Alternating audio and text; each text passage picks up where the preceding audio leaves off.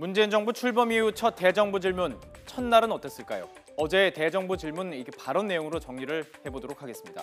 이 첨예하게 대립하는 여야가 시작부터 김희수 헌법재판소장 후보자 인준안 부결의 여파로 더 강하게 부닥쳤습니다. 박홍근 더불어민주당 원내수석 부대표는 국회 보이콧을 철회하고 복귀한 자유한국당이 국회법을 어겼다면서 비판했습니다. 아무런 적법 절차 이행도 하지 않은 상태에서 일방적으로 보이콧을 처리하고 국회법이 정한 절차가 무엇이든지 간에 뭉개고 들어와서 자기 권리만을 행사하겠다고 한다면 이것은 지극히 비정상적이고 또 비상식적인 일이며 국회를 자기 편의적으로 여기는 오만한 처사가 아닐 수 없습니다.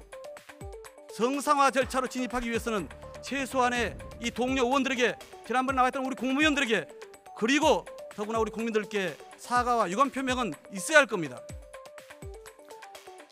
더불어민주당이 대정부 질문을 하려면 만 8시간 전에 질의서를 정부에 보내야 한다는 국회법을 들어서 의사 일정을 거부하다가 이 규정을 지키지 않은 자유한국당은 대정부 질문에 참여할 자격이 없다, 이렇게 항의한 것입니다. 국회의장의 중재 노력 속에 파행 위기는 넘겼지만 대립은 이어졌습니다. 우선 여당부터 좀 살펴보겠습니다. 박범계 의원, 노웅래 의원 등 민주당 의원은 전 정권의 적폐청산에 화력을 퍼부었습니다. 국정원이 여론 조작을 해서 이명박 정부가 박근혜 정권을 탄생시켰습니다. 박근혜 정권 검찰은 이명박 정부의 그 국정원 문건들을 포함한 여론 조작 사건을 철저히 은폐했습니다. 비정상의 방송도 적폐입니다. 적폐 중에 적폐입니다. 편파 방송을 위해서 기자, PD를 현장에서 내쫓고 그리고 스케이트장 청소시키는 게 우리 대한민국 방송의 현실입니다. 마구잡이로 해고, 징계, 전보 조치도 마구차 행하고 있습니다.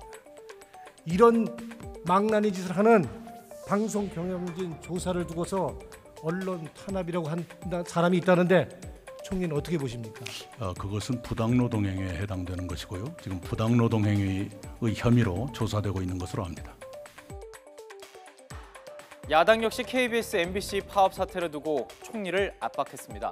박대출 자유한국당 의원은 방송사 사장 뒷조사를 하는 압력을 넣지 말라고 공격을 했는데요. 이낙연 총리는 남용된 권력은 반드시 청산받는다는 원칙적인 답을 내놓으면서 우회적으로 전 정권까지 비판을 했고요. 더불어서 KBS, MBC 뉴스를 보지 않는다면서 묘한 신경전도 이어갔습니다. 방송사 사장, 이사 그 비리 캐낸다고 압력 넣고 뒷조사하면 안 되겠죠. 그 위법한 거겠지요. 네, 그것 또한 정유라 사건 때 압력 넣는다고 대학 총장, 교수 구속시키고 재판에 넘기지 않았습니까? 압력 넣으면 안 되겠죠. 권력을 이용해서. 네, 어느 경우에나 권력의 남용은 반드시 그 다음에 다시 청산을 받게 된다는 거 잘 알고 있습니다. KBS나 MBC에서 불공정한 보도를 한 걸 혹시 기억나시거나 본 게 있습니까? 잘 안 봅니다. 네. 안 보십니까? 네. 뉴스도 좀 보십시오. 그래야 세상 돌아가고 우리 문정권이 아니라 국민들이 어떻게 보고 있고를 알 수 있는 것입니다. 아주 개인적인 말씀을 드리자면 하나만 여쭈겠습니다. 민노총 산하에 네. 언론 노조가 장악하는 방송, 그리고 현 사장이 운영하는 꾸려가는 방송, 어느 게 더 객관적이겠습니까?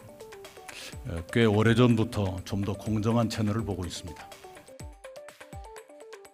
문재인 정부의 안보 정책을 놓고도 야당 의원과 이낙연 총리의 설전은 이어졌습니다. 김성태 의원은 문재인 정부의 안보 전략이 전략적 왕따냐며 강하게 비판하자 이낙연 총리도 가만히 있지는 않았습니다.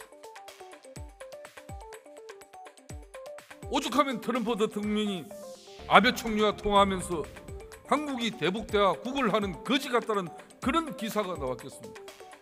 미국에게는 척지고 중국에게는 발길 차이고 북한에게는 무시당하고 결국 왕따 신세만 자초한 거 아닙니까? 저는 김성태 잠깐만 의원님 이야기 들어보세요.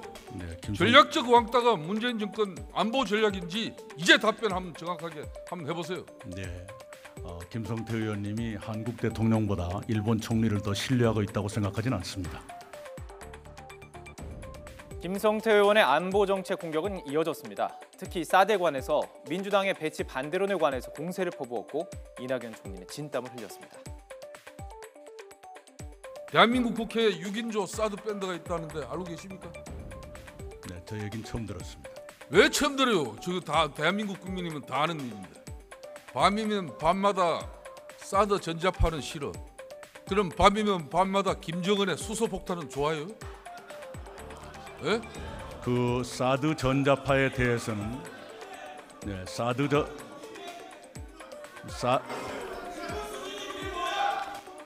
이건 나라의 안보를 조롱하는 일입니다. 제 답변할 시간을 주시기 바랍니다. 사드 전자파 불안에 대해서는 정부가 소규모 환경 영향을 평가를 해서 그런 우려가 없다고 발표한 바가 있습니다. 어제 문재인 정부 출범 이후 첫 대정부 질문은 지금까지 살펴본 것처럼 시작부터 여야가 정면으로 맞붙는 형국이었습니다. 자, 이제 잠시 후 오후 2시부터 외교 통일 안보 분야 대정부 질문이 또 예정이 돼 있는데요. 오늘 역시 안보 위기를 둘러싼 힘겨루기가 이어질 것으로 전망됩니다.